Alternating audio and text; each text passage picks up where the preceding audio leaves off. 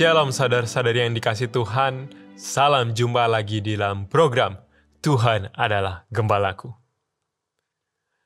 Apa perasaan Anda jika suatu hari Anda diminta melakukan sesuatu yang Anda tahu tidak akan membuahkan hasil? Saya yakin hampir dari kita akan menolak pekerjaan itu.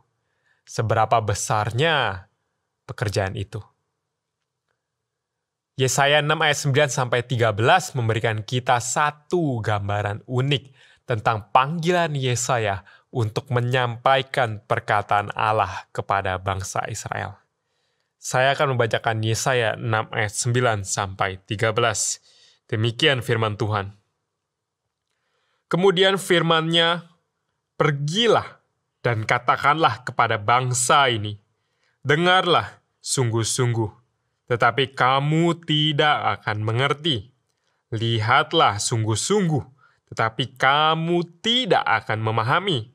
Buatlah hati bangsa ini keras, dan telinganya berat mendengar dan matanya melekat tertutup, supaya jangan mereka melihat dengan matanya, dan mendengar dengan telinganya, dan mengerti dengan hatinya, lalu berbalik dan menjadi sembuh." Kemudian aku bertanya, "Sampai berapa lama ya Tuhan?" Lalu jawabnya, "Sampai kota-kota menjadi puing tanpa penduduk, rumah-rumah tanpa penghuni, tanah terlantar dan sunyi sepi. Tuhan akan menyingkirkan manusia jauh-jauh, sehingga di dalam negeri banyak tanah yang ditinggalkan. Jika di sana masih tinggal 1/10 dari mereka, mereka akan dilahap api sekali lagi.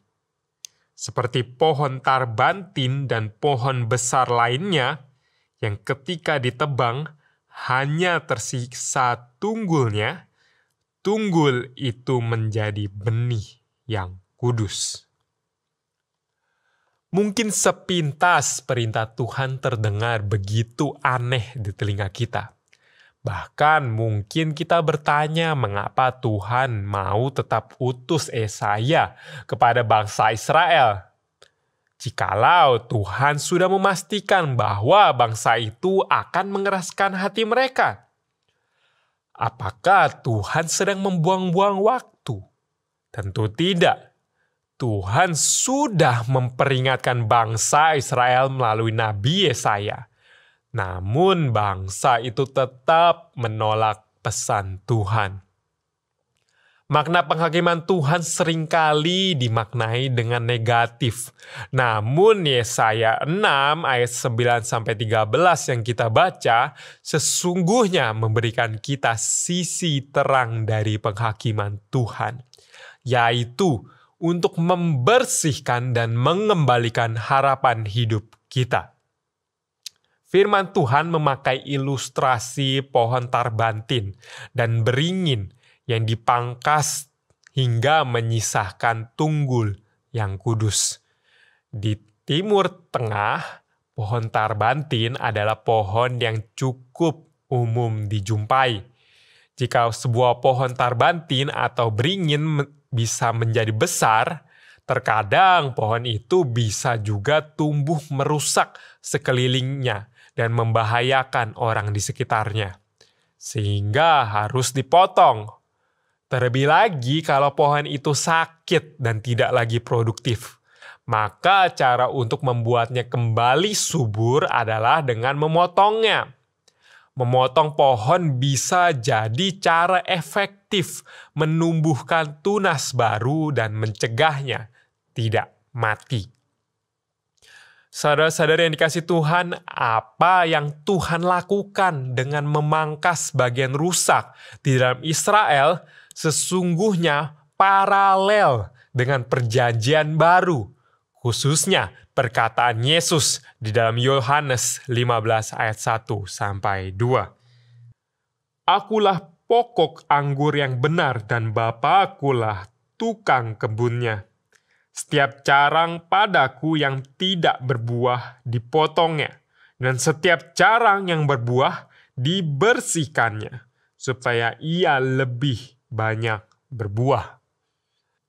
Sebagai orang Israel ataupun sebagai orang Kristen, kita memiliki suatu kesamaan, yaitu sama-sama berasal dari Allah.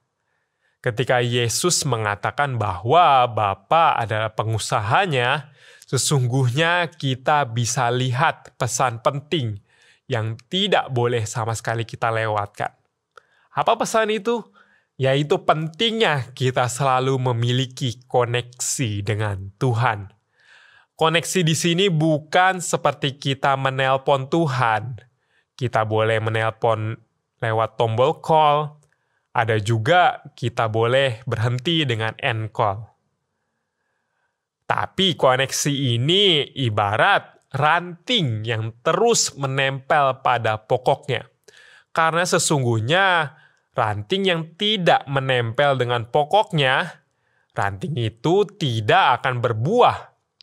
Artinya apa? Artinya memiliki koneksi dengan Tuhan bukan bicara sekedar ketika kita bisa on off di dalam hidup kita. Misalnya ketika kita on ibadah tiap minggu. On ketika kita aktif di gereja. On ketika kita pelayanan. Tetapi sesungguhnya koneksi yang sejati bicara tentang seluruh hidup kita yang mencerminkan relasi kita dengan Tuhan. Relasi kita dengan Tuhan seperti apa yang Tuhan inginkan dalam hidup kita. Relasi yang selalu berpusat pada Kristus. Artinya relasi kita tidak ditentukan oleh perasaan kita, oleh kehendak kita untuk on off, oleh situasi kita. Tapi sesungguhnya relasi kita ditentukan dari kehadiran Kristus di dalam hidup kita. Pertanyaannya sekarang, siapa Yesus di dalam hidup kita sesungguhnya? Yesus menyatakan dirinya sebagai pokok anggur, di mana sebuah pokok dalam sebuah tanaman itu adalah bagian utama yang menumbuhkan tunas.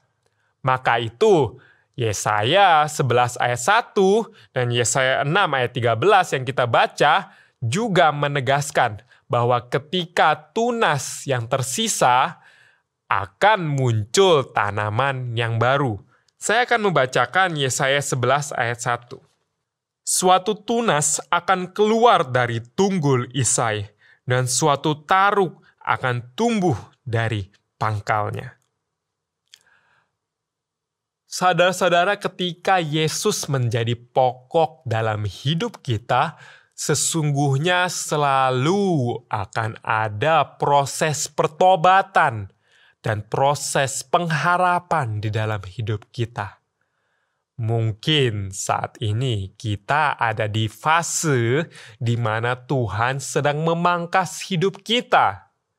Tapi ada juga mungkin saat ini kita ada di dalam fase sedang berharap kepada Tuhan. Ketika Dia sedang memangkas dosa kita, misalnya Dia sedang memangkas dosa kesombongan kita, bisa saja Tuhan akan ambil semua sumber kesombongan kita. Misalnya bisa itu uang, bisa itu kesuksesan. Berapa banyak hari ini yang hidupnya menjadi sukses, lalu merasa semuanya itu bukan dari Tuhan lagi, tetapi dari usahanya, dari kehebatannya. Maka itu, jika Tuhan saat ini sedang memangkas hidup kita, itu bukan berarti Tuhan mau kita gagal, melainkan Tuhan mau kita bersih dari segala kesombongan dan bersih dari segala dosa. Dan Tuhan ingin kita berharap kepadanya. Mungkin saat ini kita merasa tidak layak. Kita berharap kepada Tuhan karena kita merasa sendiri kita adalah manusia berdosa. Kita merasa sendiri selalu gagal menaati Tuhan. Realitanya mungkin kita merasa gagal karena kita sering menyakiti sesama kita. Kita menyakiti orang yang kita sayangi. Kita bahkan mencap diri kita sebagai orang Kristen yang gagal. Tetapi jangan lupa, di dalam Tuhan selalu ada pengharapan. Dari mana pengharapan itu bisa diperoleh? Pengharapan itu diperoleh melalui koneksi dengan Tuhan. Oleh karena itu, koneksi dengan Tuhan tidak seharusnya menjadi sebuah beban di dalam keseharian kita yang mengganggu aktivitas kita. Namun, sebuah kekuatan yang memampukan kita menghadapi ketidakpastian di dalam hidup ini. Jika kita memiliki koneksi pada Sang Sumber pengharapan itu, apakah dalam hidup ini yang lebih berharga dibandingkan hidup bersama Tuhan? Seperti Mazmur katakan di dalam Mazmur 73 ayat 26. Saya akan bacakan bagi kita semua.